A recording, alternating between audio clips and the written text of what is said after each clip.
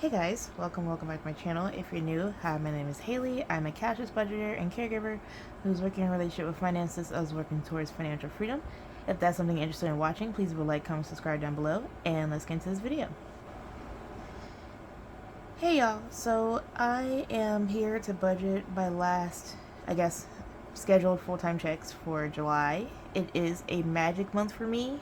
However, it's a magic month for me in July for my full-time and a magic month for me in August with my part-time. So what I decided to do is go ahead and budget my full and part-time schedule checks here today, and then once I have received both magic month checks for my full and part-time, I will budget those together, and that'll be a separate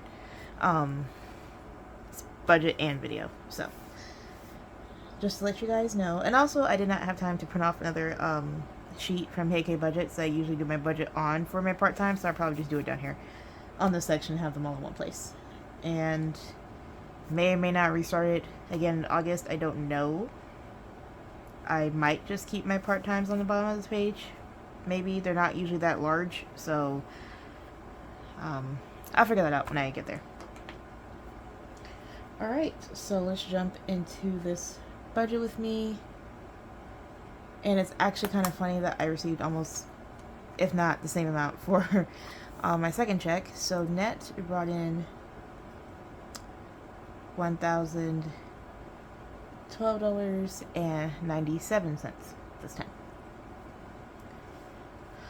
Alright, so going down through my Stafford and Direct Plus loan, the $550 I had for my Stafford, I budgeted and put it towards my Direct Plus loan. My magic month payment, I am going to make a payment towards my student loan, and it is going to be towards my Direct Plus loan. So I'm not adding any more to my Stafford loan. And if you guys hadn't seen my video before this, I had actually made a $10K principal payment to my Stafford 1 loan. So my Stafford 1 loan is honestly done until August. I'm not touching it again. Unless I somehow get the last $5,800 I owe, then I'll just pay it off. But for right now, I'm done with my Stafford 1 loan. I'm trying to get my Direct Plus loan down just a little bit more. I will have a final number for you guys during my my magic month check-in and budget. But yeah, I'm going to make at least one more payment to my Direct Plus loan before the end of this month. And interest starts reaccruing. Alright, so the difference between this check and what I budgeted for the month for my tithes was a difference of $6. So an additional $6 went towards tithes this check. Household bills are mostly from my first check. The $6 personal came out as budgeted for this check, and my insurance has not shifted yet. So it is $189 right now. Part of this insurance number is my car insurance, which gets updated every 6 months. I've thought about saving up and am potentially working on it at some point to save up every 6 months whatever my payment is, so I don't have to keep paying them monthly. But that's a process, and it's honestly not on the higher end of my list of priorities because I have other things I want to get done. But that will get reevaluated in August, so this number may or may not change. Don't know yet. And there were no other unexpected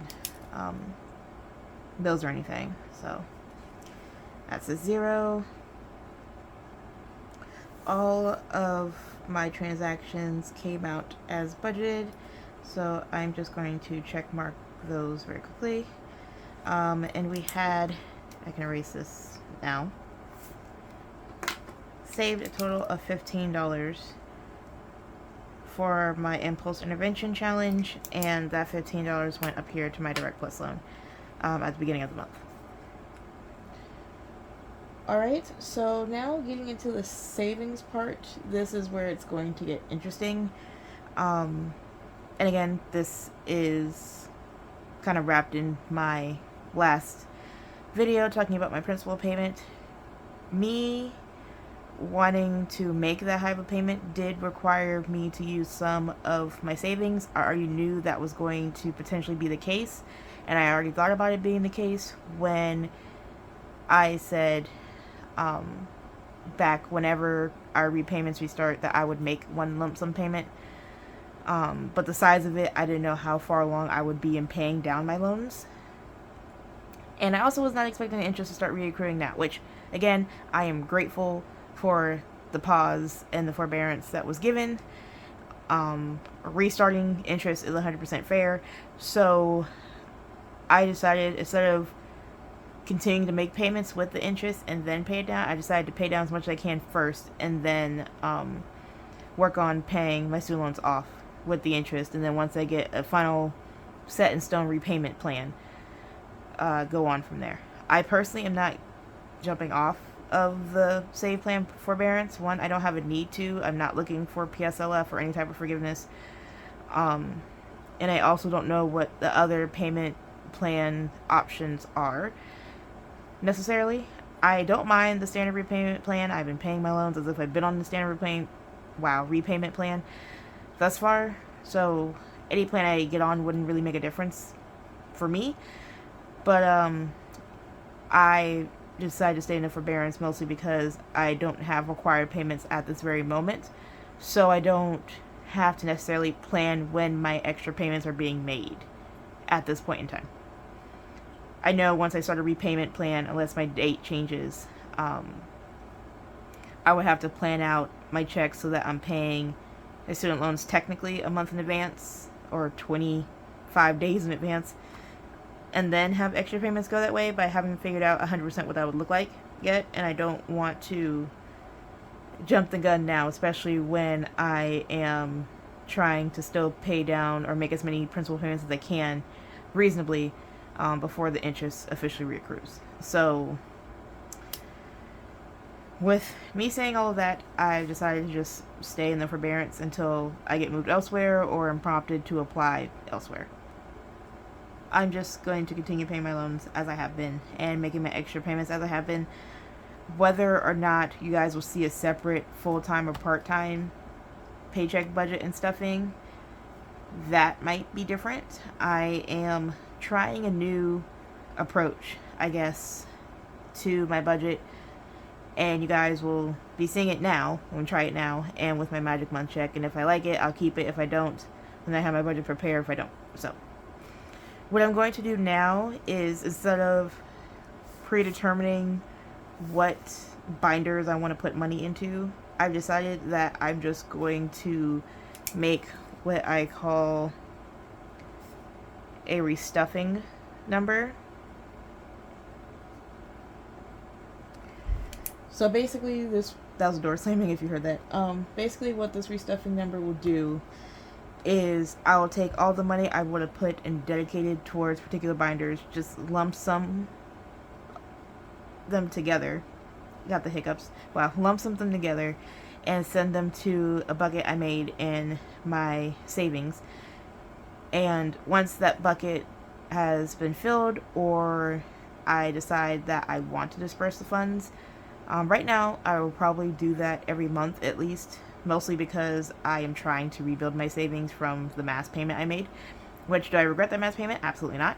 But it did kind of decimate my savings a little bit, so I am working on rebuilding it. So in doing that, I've decided that I am just going to put money in this account. It's not going to receive as much interest as a savings account. It is a high yield checking account, but I know that there are some limitations as far as taking in and out of savings, and I don't want to keep having that, especially when it's the one account I'll be sending money to my different saving buckets from. So I decided to put it in checking, and then once I decide where I want to disperse the funds, I will then move it to their proper savings bucket, or I might want to keep it in my checking just in case. So I wanted to give myself that option, that flexibility to do so. So in this check altogether, I will be restuffing $100 into my binders, and at least that'll be from my full-time. Once I get to my part-time, I did do the same or follow the same method, and I will be restuffing those numbers together. More than likely in another video, because this one will probably be long enough. So restuffing is taking the place of all this savings breakdown at the very moment. Okay, and for my intentional spending amount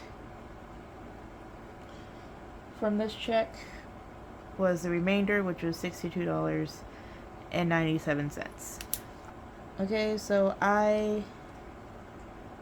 for my total / net, I have now increased it back up to $250 because I've had my shift hours worked out to where I'll be able to work the same amount of hours I did previously at this new hub.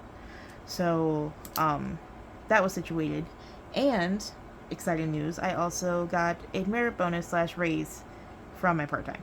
So including all of that, I'm going to stick with this $250. There might be times where it falls slightly under, but not significant enough to where I have to budget it back down to the $150 or $200.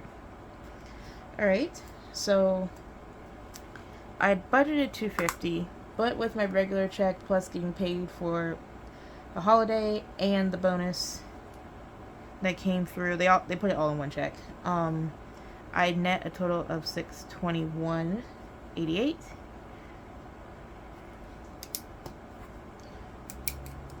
So tithes,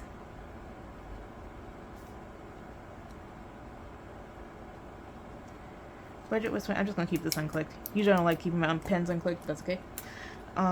So tithes was $62 from this entire check, and then I did decide to make both a contribution to restuffing my saving challenges as well as a contribution to my Direct Plus loan. So how I figured out the number was that I went through my pay stub and I looked to see what the bonus actually was, not just additions to my hourly check or hourly time, but what the physical bonus was. And they, again, like I said, budgeted it all together into one check. Usually, or at least at my full time, there are two separate checks. So taxes get taken out differently and everything else, but they just added this bonus to this check. So what I decided to do was go through my pay stub, find the number, and my bonus was $250. Originally, I had budgeted $100 to go to my Direct. I almost said Para Plus. I do not have a Para Plus loan, guys.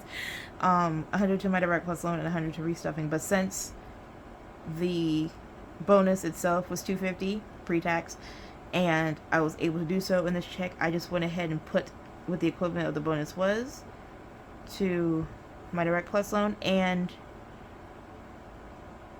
to my savings. So I did $250 each. I'm trying to think. So I did have future funds, which is my brokerage account, and I had budgeted $20. Obviously, with those two larger payments, that was not happening. So I just went ahead and sent $9, and then I did have remaining change, and I usually budget $5, but I was able to have left over $50.88. And again, this is money I probably would have sent to savings at some point, but with all the events I have going on this month and beginning of August, I just decided to keep it in my account. Alright, so this is my full and part-time breakdown for the month. Going forward, again, I am doing this by trial and error. I may or may not have this section shortened to just restuffing, and then have my part-time breakdown in the same page. Let me know if this layout looks fine to you guys, because if that's the case, then I could just keep my part-time and full-time budgets in one place versus two different sheets. That is it for this budget with me. It's actually a little bit shorter than I thought it would be, but that's okay. So given that the stuffing might take me a little bit longer, I'm just going to put it in a separate video where I will be restuffing a total of $350 from both my checks, and we'll see how that goes. I thank you guys for watching. If you made it this far in the video, please leave me a pineapple emoji in the comments below. I don't know what it's been lately, but pineapple chunks have been my absolute favorite snack for the past week and some change. But anyway, I thank you guys for watching. I hope you have a blessed night, day, evening, wherever you are in the world, and I'll catch you guys in the next video for my cash restuffing. Bye, guys.